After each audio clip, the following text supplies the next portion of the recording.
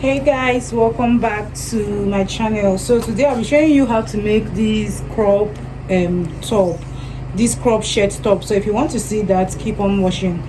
But before we head right into it, please don't forget to subscribe to my channel, thumbs up this video, and go ahead and leave a comment. So the first thing I'll be doing is to get my folding, and how I got this folding is using the patient's biggest measurement. Her biggest measurement is her bust. Her round bust is 51 divided by 4 is 12.75, but I'm going to be using 14 inches. I'm adding 1.25 to this.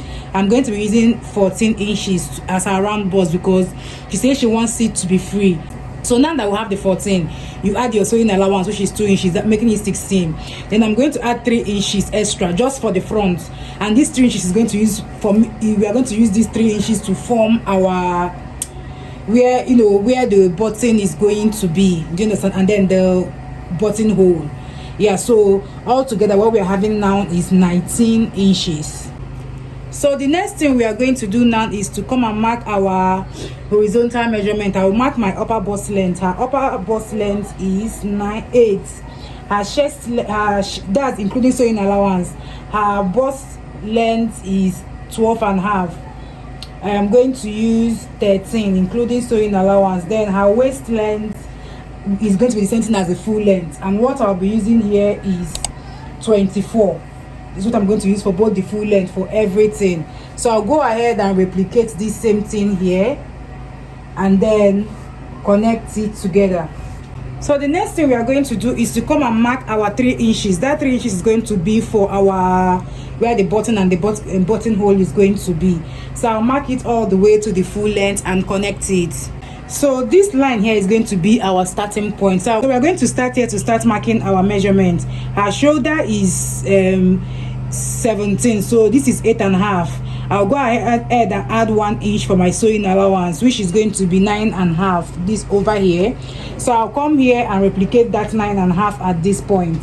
So on this chest line, I'm going to mark in her round bust, which is 14 inches. You are going to add the 2 inches sewing allowance, making it 16 inches, which is our folding. So what I'll do is that I'll come here and then connect this armhole line together and then create my armhole curve manually. Do you understand? Then for the full round bust, I won't be marking anything at the round bust because it is the same measurement that we use at the chest line that we're going to use at the round bust, so it's the same thing. So for the round waist, her round waist, remember that her round waist is the same thing as her full length. Her round waist is 42. I'm going to divide it by 4, which is 10.5, but I'm going to add 1.5, making it 12. Right, 10.5, 1.5, 10.5, yeah, 12 inches. So I'm going to mark my 12 inches here. Remember that this crop top that the client wants is a free top. So now that is 12 inches here, I'm going to mark 2 inches as my sewing allowance. So I will now connect from here at the chest length to this place, and this is going to be our shirt. So what we're going to do next is to mark the neckline. Her neckline is going to be 3:1 because this is going to be a shirt. It's going to have a collar. So I'm going to mark my neckline from here, not from here. So I am going to mark my 3 inches, which is here. Then I'll come here and mark from the beginning here, this from here, not from here, and mark our 1 inch depth. So what I'll now do is to connect this from here to this 1 inch. And I'll now go ahead and cut out this front pattern. So the next thing we'll be doing now is I'll come and fold here these 3 inches. Remember that I added this for the front. I'll come and fold it here, so, and then iron it down so it is very secure. So now I'm done this is now how I'm going to place this to cut the back pattern. So you can see that now I've come to place the front pattern on the back pattern. Do you understand? So I'll go, we don't need to measure anything again. I'll just go ahead and cut this out. I'll come here and mark my shoulder slope. My shoulder slope is 1 inch. Do you see this is our neckline? Do you remember this is our neckline? The reason why this coincides with this is because our neckline is from here to here is 3 inches, and this band is 3 inches as well. So I'm going to connect this line from here to here.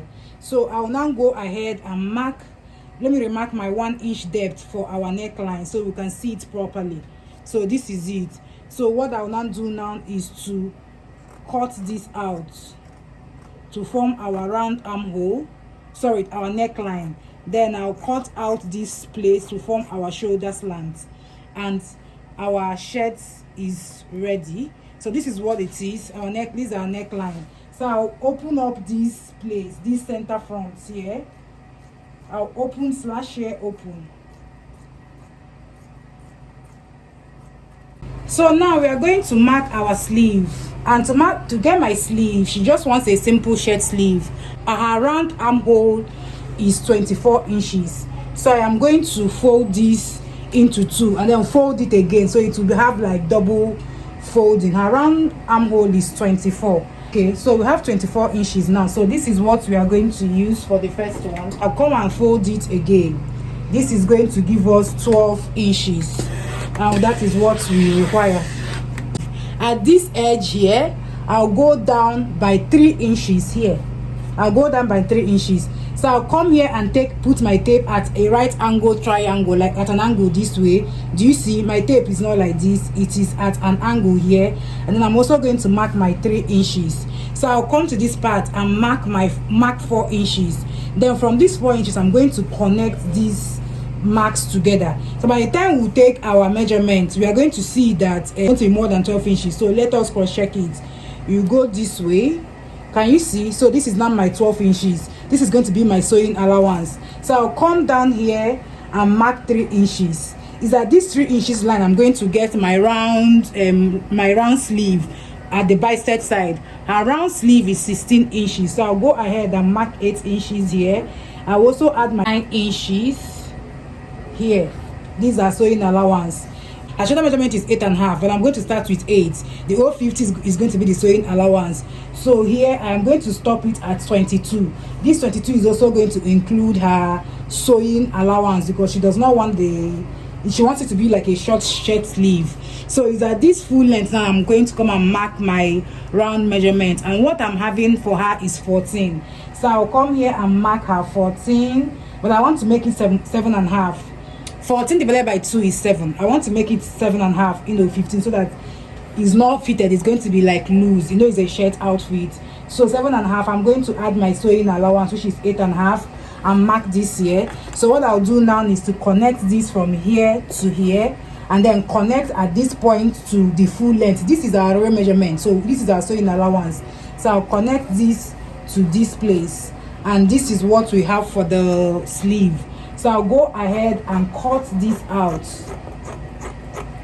So this is what I'm cutting out. When I reach this side, I'm not going to cut anything here, remember, because these are going to be our sewing allowance. So I'm going to cut out this point and stop at this place. Then I'll slash here open, so that we can have our sleeve open. At this point, I'm going to notch here. This is going to indicate for me the center. So now I want to cut the collar of the outfit, and I'm using 4 inches for the collar. This 4 inches is also going to serve as our sewing allowance. Like our sewing allowance is already inside it. So I'll go ahead and press this down. I've already made outfit for this lady before. Do you understand? So I already know that the collar, I've already made a different shirt for her. So I already know that her length of the collar I'll be using is going to be 24.5. So how you are going to get the length of your sleeve, your collar, is at the time you join this outfit at the neckline, you are going to come and, when you measure out what you have here, you add maybe, let me say, 2 inches by the sides here, so that you're going to get this. Do you see how this place is curved? Yeah, so if you want it to be more, you can add like 3 inches on both sides. Do you understand? But for me, I am going to use 24 inches. It's going to serve as both my sewing allowance and that projection in front. So I'll now go ahead and cut this out. I am going to be using my interfacing. I'll trim off all the edges that is here, all the excess material. The next thing I will be doing now is to fold one edge of this by 050. Just like how we do our bias, I'll fold this up, but I will not fold the other side of it. So I want to cut the pocket of this outfit. This is 7, and then the length of it, I'll be using 7 also. So it's going to be 7 by 7. So this is what we have now.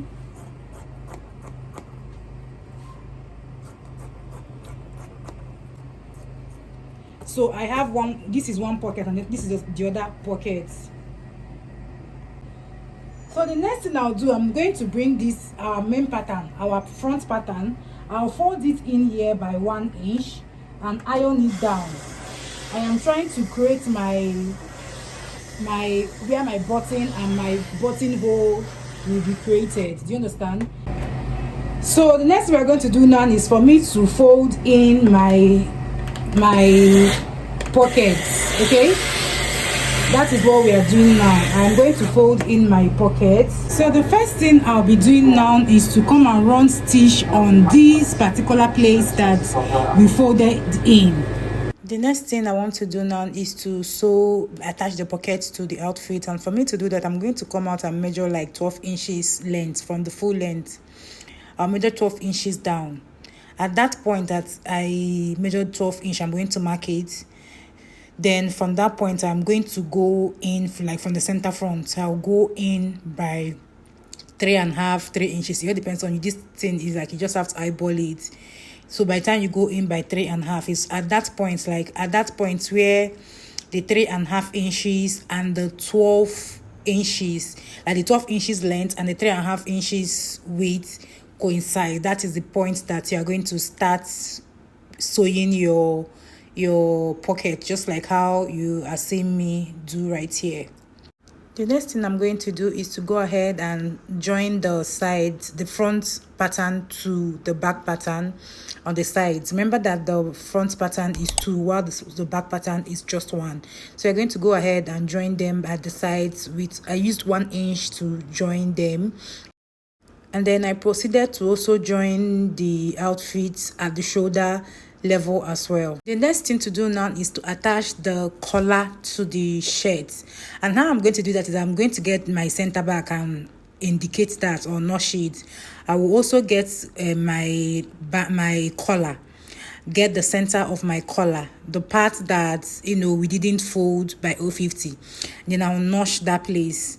By the time I finish notching it, I will now come and get this notched part and also the center back that is notched and let them both coincide together. So when they coincide together, I'll now pin the collar. You just see what I'm doing. I'll pin the collar to the end. Then I'll proceed to sewing the collar. By the time I join the collar to the material on both ends, you realize that the band for the collar is longer than the round neck on the material, which is meant to be. When you are done attaching this to the when you're done attaching the collar to the outfit, I am also going to be showing it to you. So you're going to go ahead and fold it together. Can you see what I'm doing? Then when you now fold it together, at that point where the clothes is being joined to the collar, you're going to sew it from that end diagonally, straight, like slanted straight to the end of this material that we have here. So that is how you are going to go ahead and sew both ends, so it can give you like that collar effect that you want. You will now go ahead and cut off the extra material that is there, then turn over your collar. Do you get it? Turn it over. If you can't do it well, you can get a sharp point or even the scissors and then turn it over. Make sure that the edge comes out really well. Then you go to the iron and give it a good pressing when you're done. But then once you're done turning this over, you now go ahead and sew that part, that bias part. Do you remember that side that we folded? Yeah. You now go ahead and join it and sew it down on this outfit neatly. Remember that this part that we did our 050 bias thing is at the back, meaning that by the time you wear your shirt, that is going to be in front. So that is what you're seeing. Remember how your shirt collar is. Usually it is the back side of your clothes that is the front side of the collar. I hope you understand what I'm trying to explain. So you're going to make sure that part that you put the bias on, you sew it neatly, okay, to the end, and that is how you secure your collar. The next thing I'll be doing now is to go ahead and hem the down part of my outfit, and I'll be using 2 inches altogether to do this. First of all, I'm going to fold it by 1 inch, and I'll go ahead and fold it again by another 1 inch, making it 2 inches, and then I'll run the stitch all the way down. I will now go ahead and sew my sleeve, and then after sewing that, I will now attach it to the shirt, and we are done.